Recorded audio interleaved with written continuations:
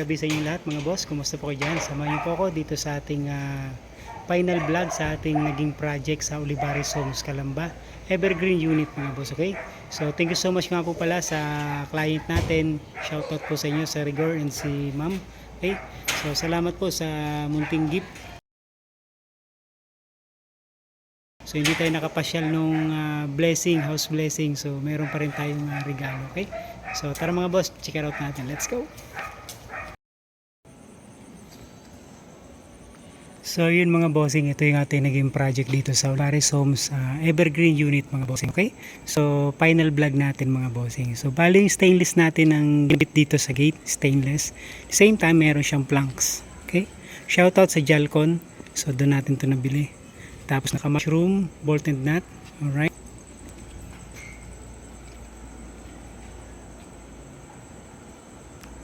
So check natin mga boss. Ito naman yung service gate.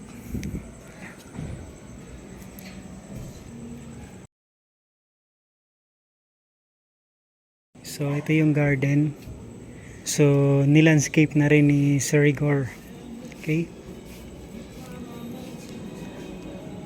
Ito naman yung lanay area. Alright? So dyan nag-chill. Okay? Same time pwede rin doon sa terrace mga bossing. Okay?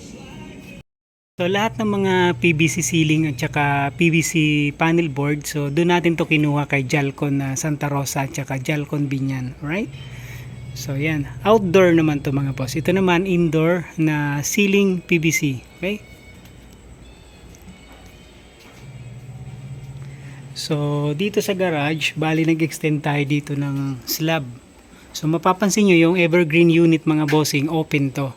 Okay, so ngayon pina-slab ni client mga boss. Tama nga naman para hindi na mabasa yung sasakyan, right? So dito may mini garden din, tapos yung exit door para dun sa kusina. So just in case galing kayo sa palengke, so may dala kayong isda o karne, pwede na kayo dito dumaan. Okay, para hindi na papasok dun sa loob ng sala. Okay, so dito na papasok, alright? Check natin sa loob mga bossing.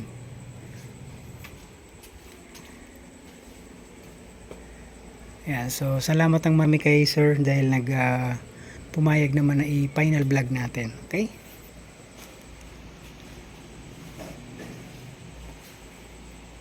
Full house renovation tayo ginawa natin dito mga bossing. Okay? So ito yung kusina, bali in-extend natin, tapos ceiling. Okay? Ayan. Dito naman, ayan, may PVC wall tayo dito. So, hindi alam kung mayroong pinto, no? So, ito yung para dun sa kusina. Okay? So, ito yung kitchen natin. So, naka-cabinet na rin siya. Shoutout kay Sir Mick. Okay, so, ito yung ACP kung tawag. Okay?